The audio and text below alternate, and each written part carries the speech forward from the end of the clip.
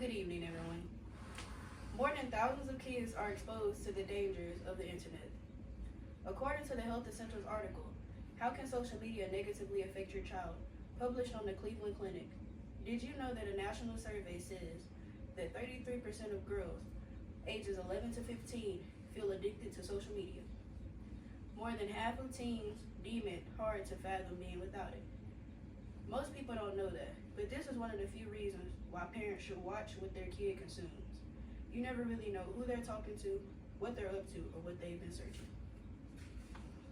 When I was younger, I had a lot of bad experiences online myself, and I would not wish that on anyone, and I would rather parents actually watch over their kids and take time to spend time with them instead of letting them go online all the time and experience other things that they should not. So, today, I will discuss issues pertaining to social media consumption of kids in all ages and offer solutions that you may be able to use in the future. Before we get into that, I would like to direct your attention to my PowerPoint that says, what can heavy media exposure do to your child? These are a few examples of what it may do before I get into my actual first point. It is profound harm to kids' mental health and being. Self-esteem issues could possibly arise. Kids can learn about violence and try it themselves. Social media advocates things against kids. Exposed to adult themes too early. Bullying and harassment may happen, and problematic digital behaviors may arise. Those are just a few reasons, but I will now get into my first point.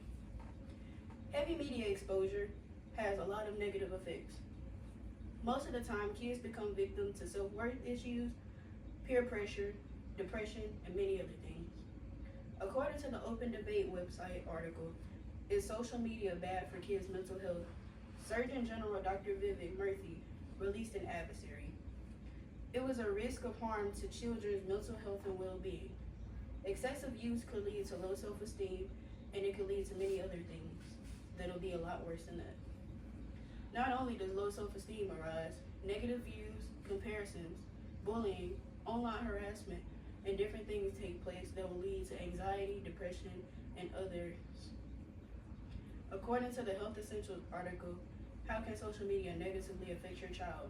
Published on the Cleveland Clinic website, nearly 40% of children ages 8 to 12 and 50% of kids ages 13 to 17 use social media.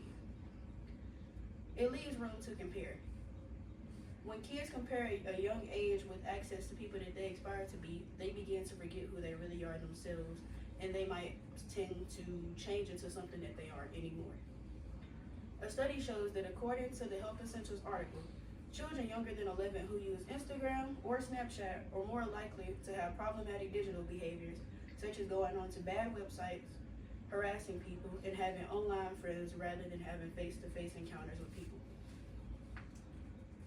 There are many ways to prevent overuse, and parents should familiarize themselves with the different ways.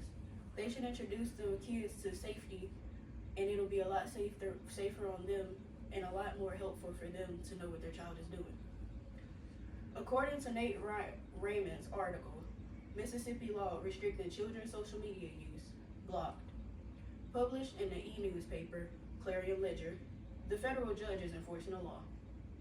The law states that minors have to verify age on social media platforms if no parental consent is given. This may not stop minors from using it, but it is a good way to prevent them from getting into things that they should not, and parents will be able to have access to things that pertain to their online usage so they won't have to worry as much. More people will feel a lot safer and connected with their kids, and according to Karen Hall's post, Social Media Risks, Safeguarding Children's Online Exploration, published on the Mayo Clinic Health System website, social media is fun at times, but it is dangerous, and parents should watch. Parents should start the conversation with their kid about issues that take place online. Give examples and have a watchful eye. They should give them ways to help. They should encourage face-to-face communication with friends, encourage sports, and encourage exercise. If parents promote it, the child may follow, and less social media use will come about. Nobody wants their kids to grow up in a rush. The introduction of social media at a certain age is harmful. The amount of influence it has is horrendous, yet we have to be a step ahead.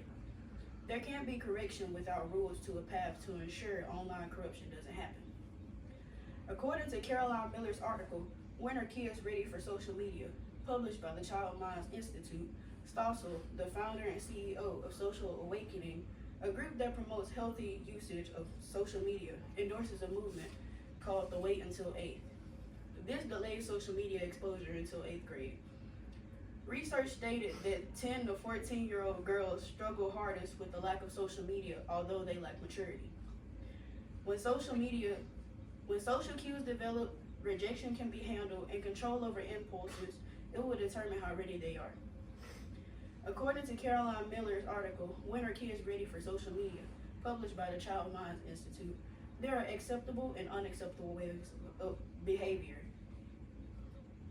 According to Dr. Anderson, joining different platforms together will encourage a family to do better with behavior, and it'll also give parents a chance to monitor their child's actions online.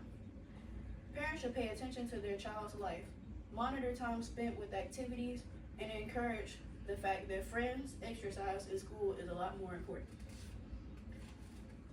Today, I have discussed the problems related to the child's social media consumption, offered solutions, and helped you see how much better Mississippi and life in general would be, and persuaded you to be more watchful with your kids and their lives.